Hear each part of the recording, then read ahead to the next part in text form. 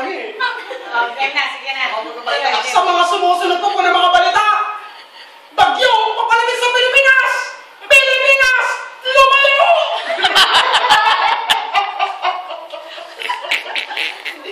Sa mga sama ng umagang balita, isang bombes, sinaksak, sanggol, nakailan!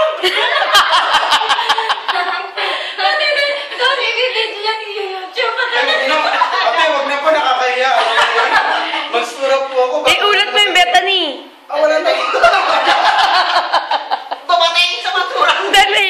Naliliti mo yun yung... Ay, naku. Ayoko na ate. Yung Bethany ka na. Bethany.